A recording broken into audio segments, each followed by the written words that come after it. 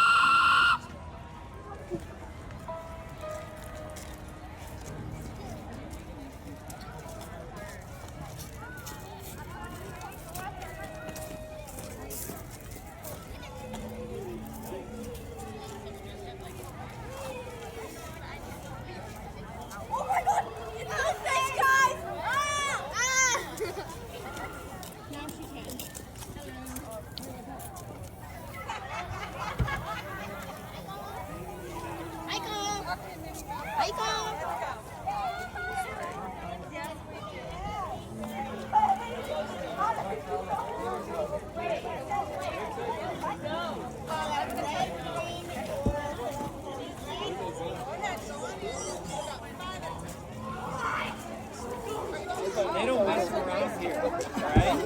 You have to think, who wants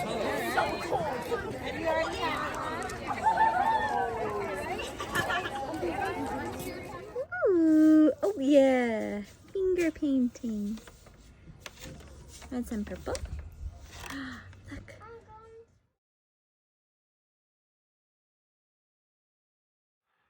And welcome back to the early morning Sunday show. The show that's not just music, though that's primarily what we do, but it's your travel channel also. And the place you go for cool Halloween decorations. Oh, cheer. I still have some few Halloween videos. On Halloween night, well, actually, even before that, they began some of these yards bring out live characters, which was pretty funny. I mean, you talk about, man, people were packing in to see this. And so this one, you know, the one that you see there was someone as a creepy doll. That was really cool. My grandson, Aiden, just thought that she was great. Fantastic. But then as I'm filming her, I turn around and there's Michael Myers. Someone dresses Michael Myers from Halloween right in my face. It was hilarious. You don't really see him because he was oh God, that was good. But pretty fun.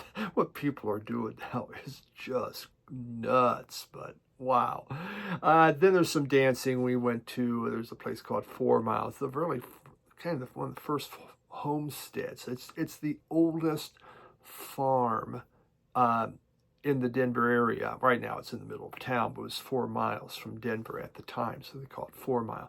And they were having a fall celebration, so they had some people doing dances from Inca or Aztecs, and not Inca, I think more Aztec dancing, and then some traditional Latino from Mexico. So, fun time. So there you have. That's the travel of this channel. Yeah. Trying always to do something, you know. You want to start getting cooler though pretty soon. I mean, beautiful week this week. Went out to the foothills, did some hiking, got a little windy a couple of days, so I didn't go. But as it cools down, hopefully start hitting museums and seeing that, because stuff to do. I'm not going to be around forever, damn it, so get her done. But we got some great music this week. Really excited about this, and let's begin with a brand new album that just recently came out, maybe a month ago.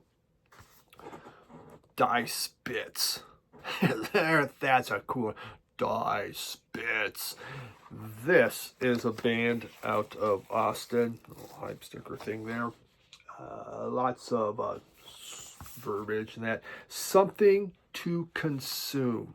And I learned about this band just on YouTube. There was a kind of a concert that they were having, and so I was like, oh, well, that's really kind of, I mean, they caught my attention. We have here, there we go, there's a sword, because it is called Something to Consume, but their main song deals with sword. And actually, Die Spitz is German for, oh, what was it? German for the pointed, the sharp. that's what Die Spitz is. So I guess that's kind of a poster thing, a picture of the band. I had a hard time getting this album. It had been selling out, but a local record store had it, but damn it, it's not crushed there. Die Spitz is from Austin. They formed in 2022, and what's really fun is they're all 22 years old. So 2022 and now 22, how fun is that? Two of them met while they were in preschool, been friends since preschool. The other two joined this little group, and they became friends in middle school. So they have been around. It just shows because they have this connection. They change instruments. They play each other's instruments. All of them do songwriting, and they trade off the vocal duties within the song. So very neat on what they do. The music itself, it is kind of, it's punk. It's punk metal, rock. You're going to get that in there. These gals go. I mean, and they wail, and they just take off. There's songs like Avoid Dire. Who knows if I'm saying that one right. It's kind of acoustic driven. It deals with the frustrations of American globalism. Who doesn't love a group on their debut album talk about American globalism? Throw Yourself to the Sword. That's kind of the one. They have a video out. Their bigger hit right now. Has almost like a thrash guitar happening. It's about bracing the power that you have within yourself. Very cool. I mean, their music, it deals with political, it's relationships, it's personal, kind of, all over the place with that. But again, you have that classic punk feel, isn't that? Look at that. She's biting his head off. How cool.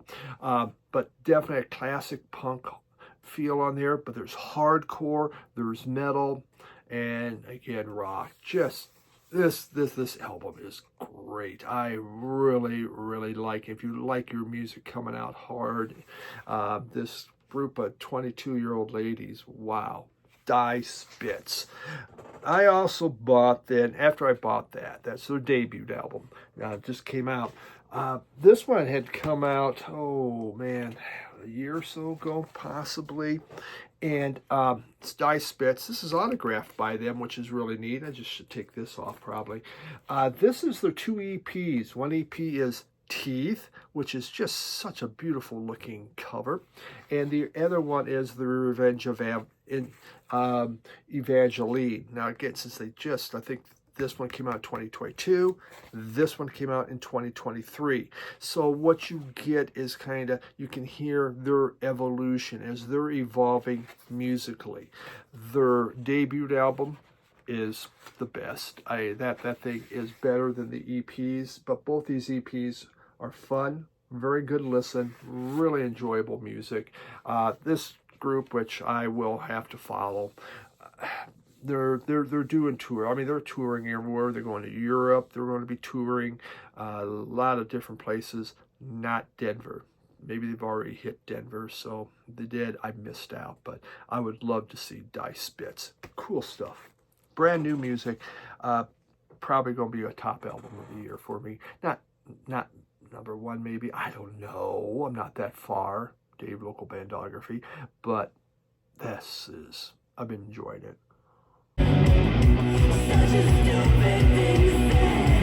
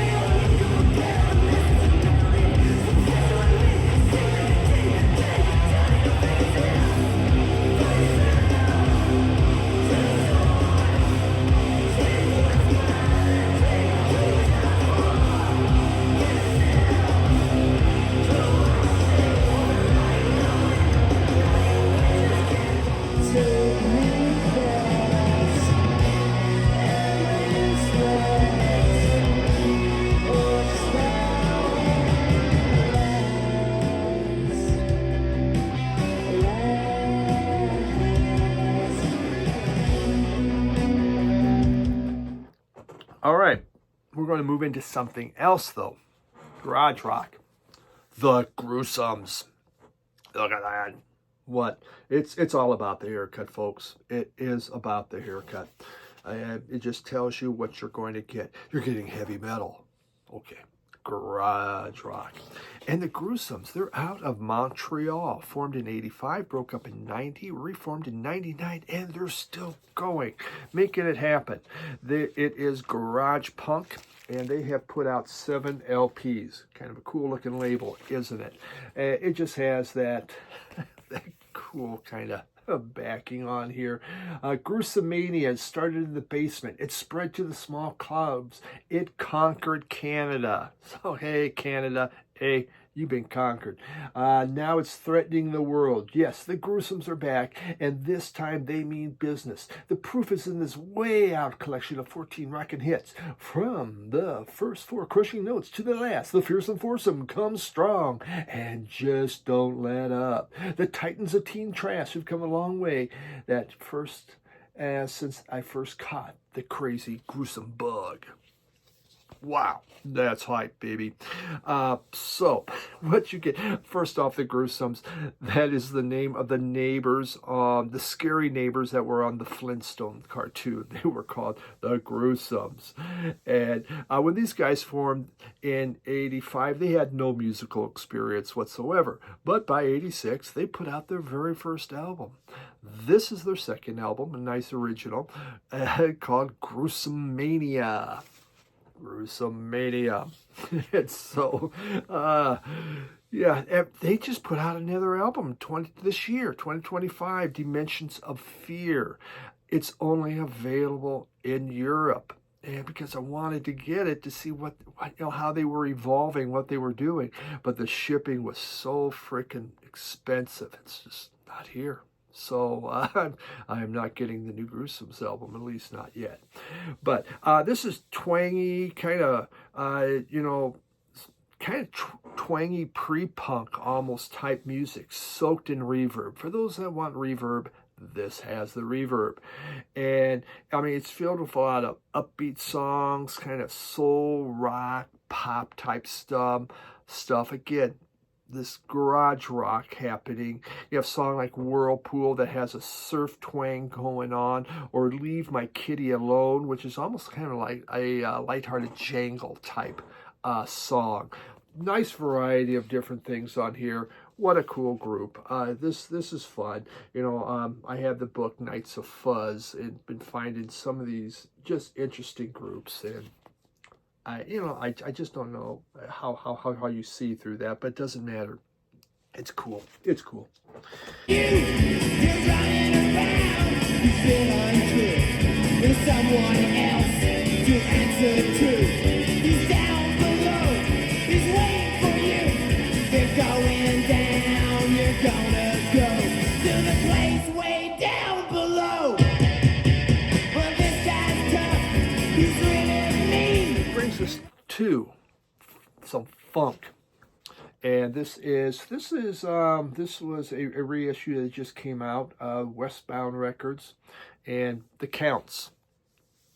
The Counts are out of Detroit, formed in 68 and broke up in 76. Originally called the Fabulous Counts, but then they signed to Westbound Records, and they says, "You will now be called the Counts." So they said, alrighty then, that's what we shall be. And so they were. And is there anything else in here? I see nothing else. Sometimes you can't get those sleeves moving out. Nope, looks like that's about it. Okay, so funk. This is a really good funk album. When they signed for Westbound Records, there was 2 other major artists on Westbound, Ohio Players and Funkadelic. Westbound was putting all their money into them, not giving these guys a lot of promotion. And so a few of their members, the original members, quit right away. They were just frustrated. But they kept going, and they did put out this album. And now the group actually, they did start as an instrumental band. When bands would come to Detroit and they needed a backing band, the Fabulous Counts would help them out, and they would be backing bands for a number of different solo acts. Well, what's up front? What's up front that counts is the name of this album. What's up front that counts, and this came out in 1971. It just begins with what was the first song? What's Up Front That Counts is actually the first song, and it's a just a cool funk instrumental, and tells you what you're going to be getting on here. This is filled with infectious grooves. There's some really good vocals on here. Fun music.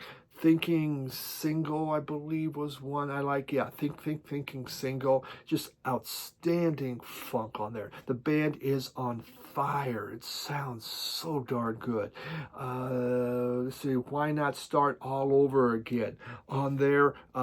Cool, funky start to it. A little lower key, but just has this groove happening. And the group vocals are just strong. I hadn't heard of this, but I saw, one of those ads that come on my phone, which are so many emails from different record companies.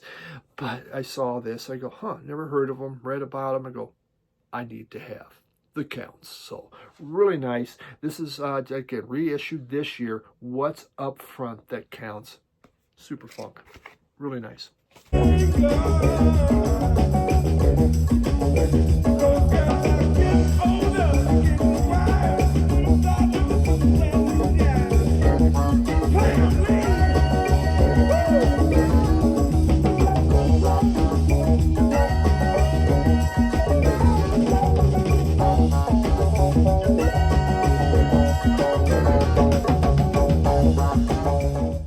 Moving into early garage rock, the Invictas.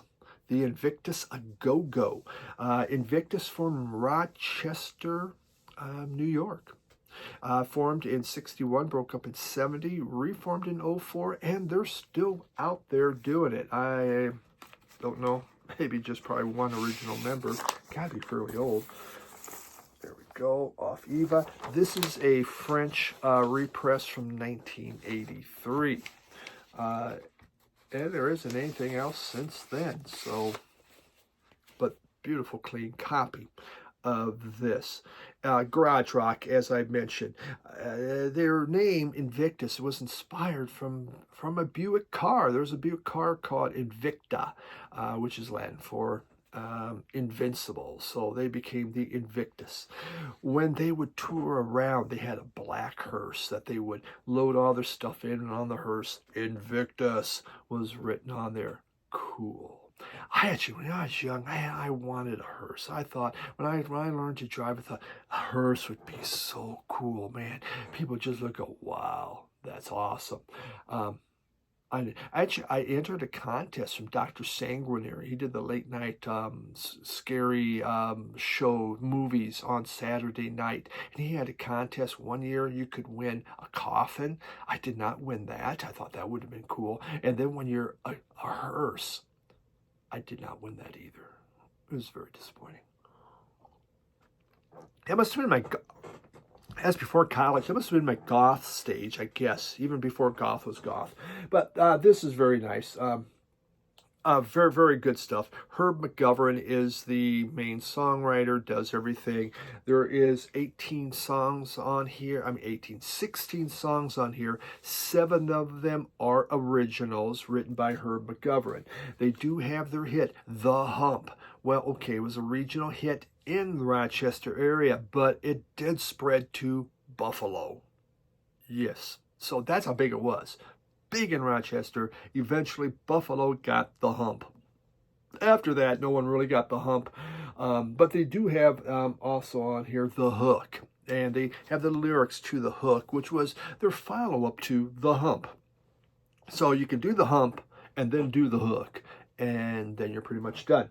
But, they do Hang On Sloopy, which, okay, Farmer John, Land of a Thousand Dances, of course, Satisfaction, No Hey Joe, big disappointment. Papa's Got a Brand New Bag, Louie, yeah, got to do that, Shake a Tail Feather.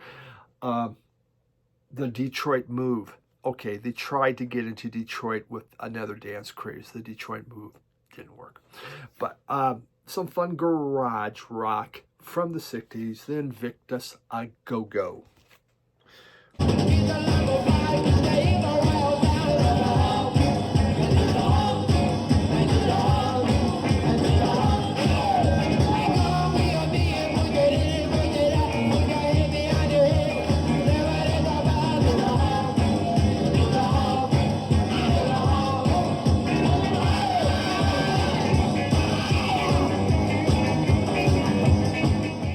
Moving on, Dick Dale and the Dale Tones, the singles collection. For me, this is all the Dick Dale you really need. The singles collection. Dick Dale, very cool guy. Born in Boston in 37, died in 19. Richard Anthony Mansour, and he was Lebanese. And that's what you hear in a lot of his music. Obviously called the pioneer of surf music. He really came up with it. He loved Middle Eastern music. His father was from Lebanon. His mother was had Polish blood in her, but so he was soaked with this Lebanese music, and he also liked experimenting with reverb.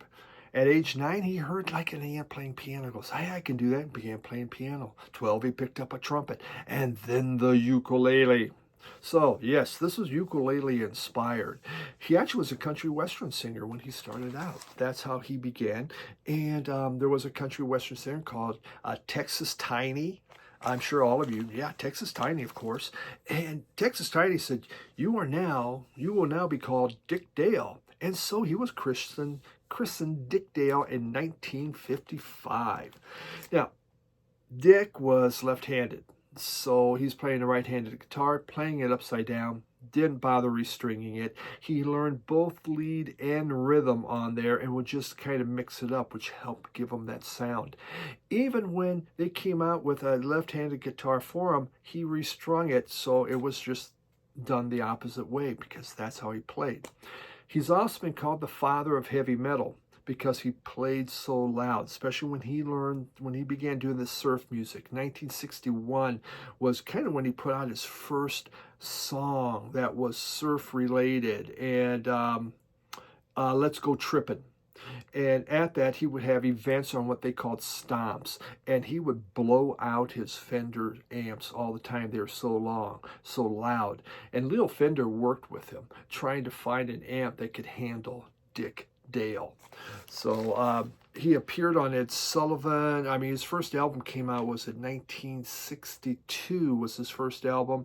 He appeared on Ed Sullivan shortly after that and played Miserlou. Rest is history, man, when people heard that. Thing is, surf music didn't last that long because the British invasion came and out went surf music. Now, you notice this is not opened. And the reason why is it's one of those I used to have in my collection.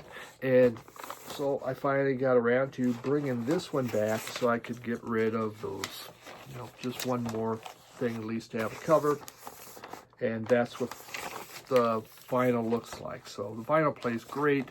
I didn't bother opening this up, though I could see it is a fold-out.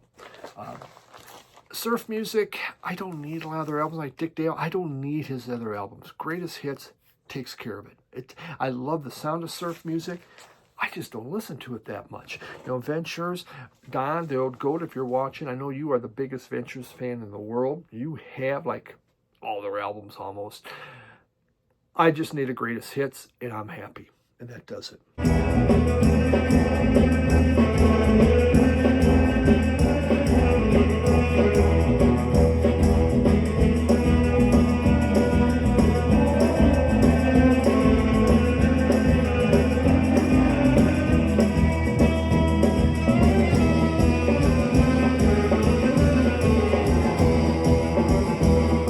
Final one today, Red Lorry.